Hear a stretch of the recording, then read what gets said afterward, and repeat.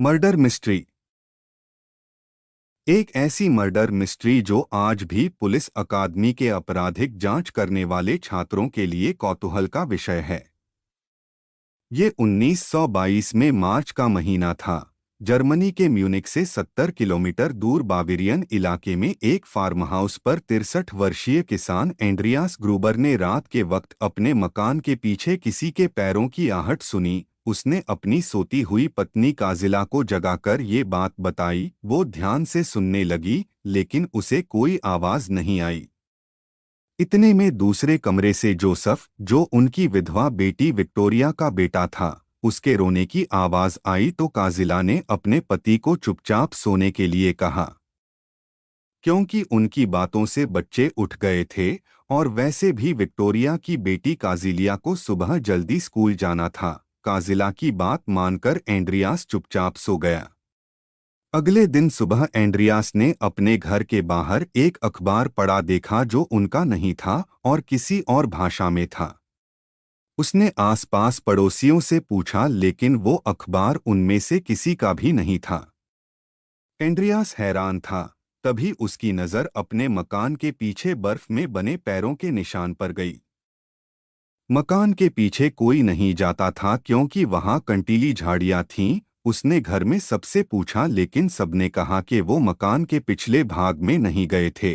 तभी उनकी नौकरानी बोली कि इस घर में जरूर किसी आत्मा का साया है। तभी रात को अजीब अजीब सी आवाजें आती हैं और वो डर के मारे काम छोड़कर चली गई।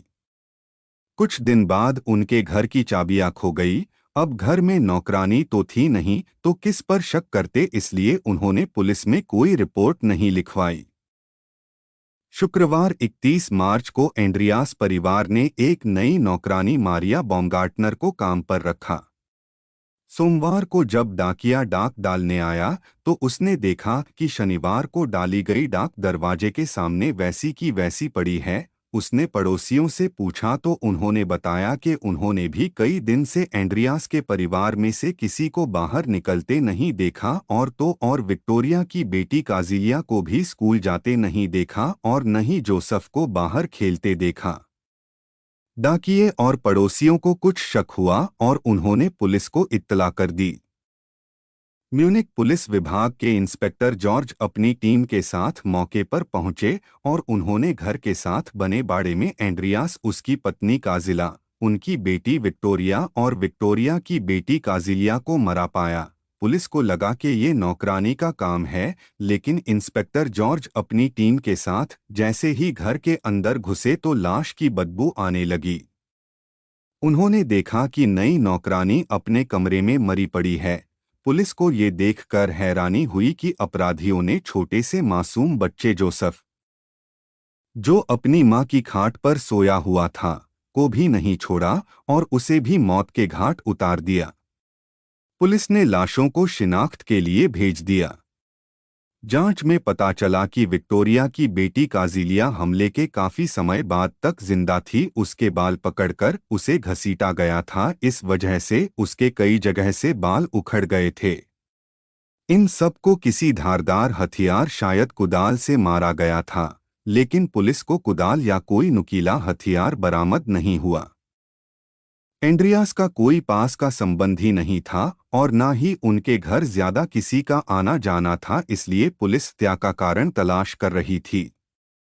जर्मनी का ये एक बड़ा भयानक हत्याकांड था, इसलिए पुलिस जल्द से जल्द अपराधियों तक पहुंचना चाहती थी। पुलिस ने 100 से ज्यादा लोगों को हिरासत में लेकर पूछताछ की, लेकिन कोई सबूत हाथ नहीं लगा।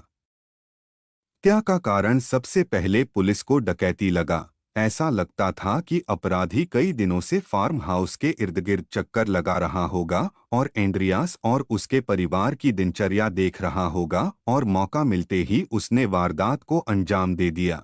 लेकिन घर की तलाशी में पुलिस को काफी पैसे मिले जिन्हें छेड़ा नहीं गया था।